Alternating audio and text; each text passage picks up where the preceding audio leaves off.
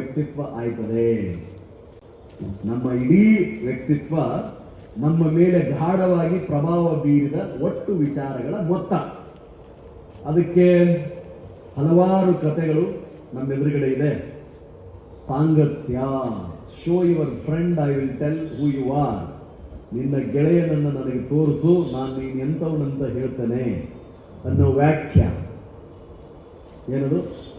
ಇನ್ನೊಂದು ಯದ್ಭಾವಂ ತದ್ಭವತಿ. We are the result of our thoughts. ದೃಷ್ಟಿಯಂತೆ ಸೃಷ್ಟಿ. ಈ ಎಲ್ಲ ನಾಣ್ಣುಡಿಗಳು, ವ್ಯಾಖ್ಯೆಗಳು ಏನನ್ನ ತೋರಿಸುತ್ತೆ? ನಮ್ಮ ವ್ಯಕ್ತಿತ್ವ ಏನದರಿಂದ ಮಾಡಲ್ಪಟ್ಟಿದೆ ಅನ್ನೋದನ್ನ. ಸೊ ಹಾಗಿದ್ರೆ ಆ ವ್ಯಕ್ತಿತ್ವವನ್ನು ಗಟ್ಟಿಗೊಳಿಸಲಿಕ್ಕೆ ಮಾಡಬೇಕಾದದ್ದೇನು? ಆ ವ್ಯಕ್ತಿತ್ವವನ್ನು ಗಟ್ಟಿಯಾಗಿಸಬೇಕಾಗಿದೆ ಮಾಡಬೇಕಾದದ್ದೇನು? ನಮ್ಮ ಅನುಭವ ಇಷ್ಟೇ, ನಮ್ಮಲ್ಲೇನು ಕೊರತೆ ಇಲ್ಲ.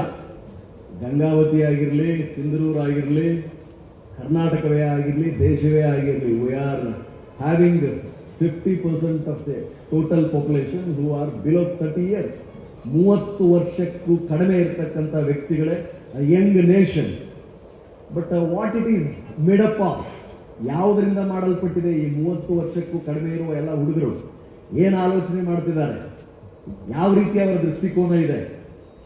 ಹೇಗಿದ್ದಾರೆ ಅವರು? ಅವರು ನಮ್ಮ ಆಸ್ತಿನ, are they an asset or liability? How to mould them? ಹೇಗೆ ಅವರನ್ನ ತಯಾರಿಸೋದು, ಹೇಗೆ ಅವ್ರನ್ನ ಸರಿದಾರಿಗೆ ತರುವುದು, ಹೇಗೆ ಅವರಿಗೆ ಸರಿಯಾದ ದಿಕ್ಸೂಚಿಯನ್ನು ತೋರಿಸೋದು? ಏನು ಆಲೋಚನೆ ಮಾಡ್ತಿದ್ದಾರೆ? ಯಾವ ದಿಶೆಯಲ್ಲಿ ಸಾಕ್ತಾ ಇದ್ದಾರೆ? ನಮ್ಮ ಫೈರ್ ಡಿಪಾರ್ಟ್ಮೆಂಟ್ ಅಲ್ಲಿ 100 ಹುದ್ದೆಗಳು ಖಾಲಿ ಇದ್ರೆ 2.5 ಲಕ್ಷ ಅಪ್ಲಿಕೇಶನ್ಗಳು, 2.5 lakh. I have recruited as a superintendent of police. ಹುಡುಗ A+A ಗ್ರೇಡೇ ಇರುತ್ತೆ, 80-90% ಇರುತ್ತೆ, 90% ಇರುತ್ತೆ ಅವನಿಗೆ. ತಾರ್ಕಿಕವಾಗಿ ಆಲೋಚನೆ ಮಾಡುವ ಗುಣವಿಲ್ಲ. ಹಾಗಿದ್ರೆ ಅತಾರ್ಕಿಕವಾಗಿ ಆಲೋಚನೆ ಮಾಡುವ ಗುಣಗಳನ್ನು ಅದರಿಂದ ಹೊರಬರೋದು ಹೇಗೆ? ಅದಕ್ಕೆ ಬೇಕಾಗಿರುವುದು ಕೆಲ ಬ್ರಹ್ಮಾಸ್ತ್ರದಂಥ ಕೆಲ ಬೇಸಿಕ್ ಗುಣಗಳು. What is the reason for all our failure? ನಾವು ಇಷ್ಟೊಂದು ನಿರುದ್ಯೋಗವನ್ನು, ಇಷ್ಟೊಂದು ಬಡತನವನ್ನು, ಇಷ್ಟೊಂದು ಅಸಡ್ಡೆಯನ್ನು, ಇಷ್ಟೊಂದು ಸೋಮಾರಿತನವನ್ನು ಎದುರಿಸ್ತಾ ಇರೋದು? Is it because of lack of policies? ಯೋಜನೆಗಳ ಫೇಲ್ಯೂರಿಂದಾನ, ಅಥವಾ ಕಾಯ್ದೆ ಕಾನೂನುಗಳು ಇಲ್ಲ ಅಂತಾನ, ಅಥವಾ ಯಾವುದೋ ಒಂದು ವ್ಯವಸ್ಥೆ ಫೇಲ್ ಆಗಿದೆಯಾ ಅಂತಾನ? ಅದಾವುದರಿಂದನೂ ಅಲ್ಲ. We get what we deserve. ನಾವು ಪಡೆಯುವುದು ನಾವು ಬಯಸಿದ್ದನ್ನು. We get what we work for. ಏನಕ್ಕಾಗಿ ನಾವು ಕೆಲಸ ಮಾಡಿದೀವೋ ಅದೇ ನಮಗೆ ಸಿಗುತ್ತೆ. ಹಾಗಿದ್ರೆ ಏನಾಗ್ತಿದೆ? ಎಲ್ಲವನ್ನೂ ಯಾರೋ ಒಬ್ಬರು ಬಂದು ಉದ್ಧಾರ ಮಾಡ್ತಾರೆ ಅಂತ ಹೇಳಿ ಆ ಮಹಾನವಮಿಗಾಗಿ ಕಾಯ್ದುಕೊಡೋದು. ಯಾರೋ ಒಬ್ರು ಬಂದು ನಮ್ಮನ್ನ ಜೀವನವನ್ನು ಉದ್ಧಾರ ಮಾಡ್ತಾರೆ ಅಂತ ಹೇಳಿ ಕಾಯ್ದುಕೊಡೋದು. Can that happen? ಅದಾಯ್ತದ? ನಮ್ಮ ಉದ್ಧಾರ ನಮ್ಮಿಂದಾನೇ ಆಗೋದು. ನಮ್ಮ ಉದ್ಧಾರ, ನಮ್ಮ ಅಭಿವೃದ್ಧಿ, ನಮ್ಮ ವ್ಯಕ್ತಿತ್ವದ ನಿರ್ಮಾಣ ನಮ್ಮಿಂದಾನೇ ಆಗಬೇಕು.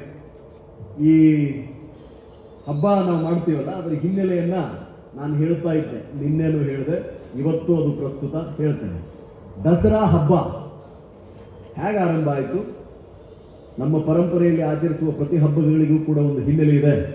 ಭಾರತೀಯ ಪರಂಪರೆಯಲ್ಲಿ ಒಂದು ಹಬ್ಬ, ಒಂದು ಪದಕ್ಕೆ ಅಥವಾ ಒಂದು ಆಚರಣೆಗೆ 100 ಅರ್ಥಗಳಿದ್ದಾವೆ, ಹಿನ್ನೆಲೆ ಇದೆ. ದಸರಾ ಹಬ್ಬ ರಾವಣನನ್ನ ರಾಮಚಂದ್ರ ಕೊಂದ ದಿನದ ಪ್ರತೀಕ. ಅದೇ ರೀತಿ ಪಾಂಡವರು ತಮ್ಮ ವನವಾಸವನ್ನು ಮುಗಿಸಿದ ಮೇಲೆ, ಶ್ರೀಕೃಷ್ಣನ ಸಂಧಾನ ವಿಫಲವಾದ ಮೇಲೆ, ನಮ್ಮ ಧರ್ಮರಾಯ ಕೇಳಿದ 5 ಹಳ್ಳಿಗಳನ್ನ ಒಂದಿಂಚು ನಿಮಗೆ ಕೊಡಲಾರೆ ಅಂತ ದುರ್ಯೋಧನ ರಿಜೆಕ್ಟ್ ಮಾಡಿದ ಮೇಲೆ, ತಾವು ಏನು ವನವಾಸಕ್ಕೆ ಹೋಗುವ ಪೂರ್ವದಲ್ಲಿ ಆ ಬನ್ನಿ ಮಂಟಪ, ಶಮೀರೋಕ್ಷದಲ್ಲಿಟ್ಟ ಎಲ್ಲ ಆಯುಧಗಳನ್ನ ವಾಪಸ್ ತೆಗೆದುಕೊಂಡೊಂದು ಪೂಜೆ ಮಾಡಿ ಯುದ್ಧಕ್ಕೆ ಸನ್ನದ್ಧರಾದ ದಿನ, ಅದರ ಪ್ರತೀಕ. ಅದೇ ರೀತಿ ಮಹಿಷಾಸುರನನ್ನ ತಾಯಿ ಚಾಮುಂಡಿ ಮದಿಸಿದ ದಿನ, ಕೇಡಿನ ಮೇಲೆ ಒಳಿತಿನ ವಿಜಯದ ಸಂಕೇತ. ಹಾಗಿದ್ರೆ ಈ ಹಬ್ಬವನ್ನ ಆಚರಿಸಿ ಮಾಡಬೇಕಾದ ನಾವು ಆಲೋಚಿಸಬೇಕಾದದ್ದೇನೋ? ಅಂದೇನೋ ರಾವಣನಿದ್ದ, ರಾಮ ಅವನನ್ನು ಸಂಹಾರ ಮಾಡಿದ.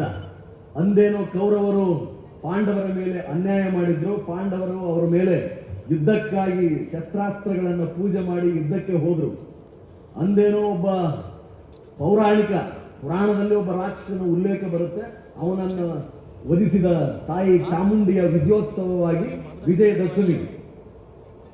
ಇಂದು ಆ ಥರದ ಸಂಗತಿಗಳಿದೆಯಲ್ಲ. ನಾವು ರಾವಣಾಸುರರನ್ನಾಗಿ ನೋಡಬೇಕಾಗಿರೋದು ಏನನ್ನ? ನಮ್ಮನ್ನ ಕಾಡುತ್ತಿರುವ ಸಮಸ್ಯೆಗಳು. ರಾವಣಾಸುರರೇ ಕಡಿಮೆ ಇದ್ದಾರೆ. ಬಡತನ ಅನ್ನೋದೊಂದು ರಾವಣನಲ್ವೇ? ನಿರುದ್ಯೋಗ ಅನ್ನೋದೊಂದು ರಾವಣ ಅಲ್ವೇ?